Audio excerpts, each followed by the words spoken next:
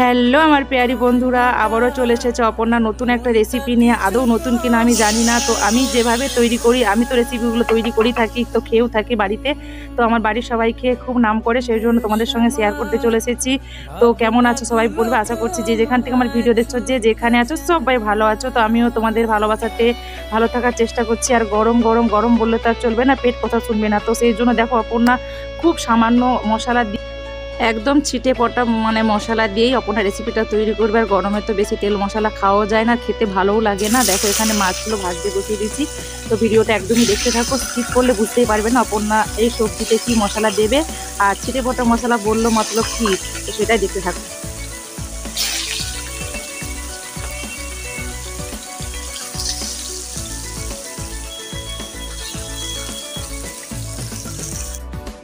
তো রেসিপিটা খেয়েই আমি ভয়েস দিচ্ছি, তো অসাধারণ টেস্ট হয়। খেয়ে তোমরা একবার বানিয়ে দেখতে পারো আমার রেসিপিগুলো। দেখো এখানে কথা বলতে বলতে মাছগুলো ভেজে নিয়েছি।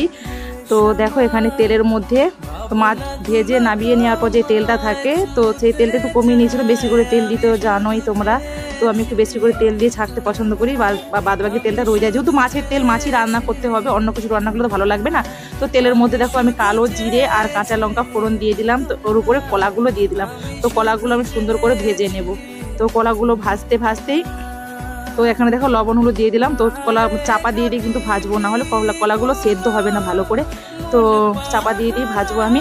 তো প্রথমে কথাটা সেরে নিচ্ছি। তো নতুন বন্ধুরা আমার চ্যানেলে আসছো, ভিডিওগুলো দেখো, তোমাদের ভালো লাগবে।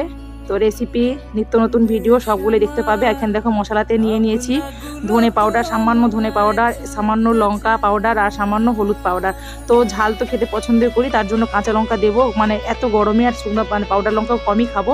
তো ধনে পাউডারটা কিন্তু এই গরমে, ধনে পাউডার, জিরা পাউডার, আর না হলে তোমরা পেস্ট বানিয়েও খেতে পারো। এই গরমে কিন্তু ধনে জিরে খাওয়া খুবই উপকার। তো এখানে দেখো সর্ষে বেশি করে নিয়েছি আর জিরে কম করে নিয়েছি। তো দেখো এখানে সর্ষেটাই বেশি লাগবে, তবে সবজিটার টেস্ট ভালো লাগবে। তো এখানে কথা বলতে বলতে কলাটা ভাজা হয়ে গেছে। সামান্য আলু দিচ্ছি। তো আলুগুলো আমি সেদ্ধ করে রেখেছিলাম, ছোট্ট ছোট গুলি আলু। তো ওটা আমি সকাল সকাল সেদ্ধ করেছিলাম, তো ওইটা আমি দিয়ে দিলাম। তো এটাকেও সুন্দরভাবে ভাজা করে নেব। তারপরে একে একে মশলাগুলো দেব। আর খেতে কিন্তু দুর্দান্ত টেস্ট হয়, একবার হলেও বানিয়ে দেখতে পারো, ঠিক আছে? তো কলা দিয়ে আলু দিয়ে রুই মাছের ঝাল ঝোল যেটাই বলতে পারো। তো টমাটোর দিচ্ছি, একটু টক টক হবে। তো এখন এই ছোটো ছোটো টমাটোগুলো কিন্তু সুন্দর টক হয়, বুঝলে? তো দেখো এখানে অনেকগুলো আমি টমাটোর দিচ্ছি। তো এখানে একটা দুটো টমাটো না, অনেকগুলো টমাটোর ছিল। তো টমাটোর দিলে কালারফুলও হয় আর সবজিটা টেস্টও হয়।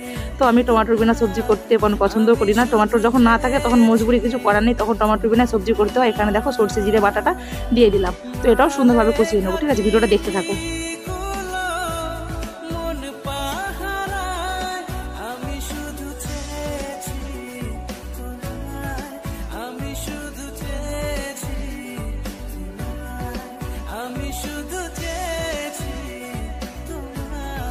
তো এখানে দেখো আলু, কলা, টমাটোর যা যা টুকটাক দিয়েছিলাম সব কিছু কষানো হয়ে গেছে।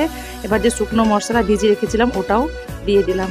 তো এক হাতে ক্যামেরা করছি, সেই জন্য কড়াটা একটু হিলবিল করছে, একটু নড়াচড়া করছে, প্লিজ ম্যানেজ করে দেখে নিও।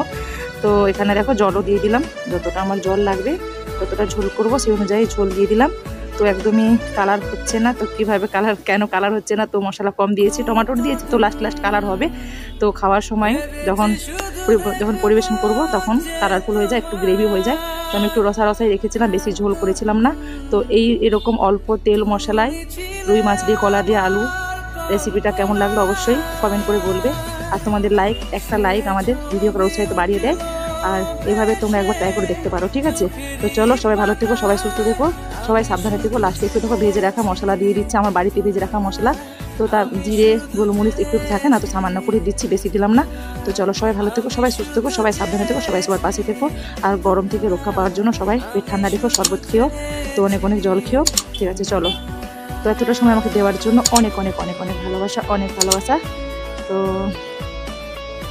Thanks for watching.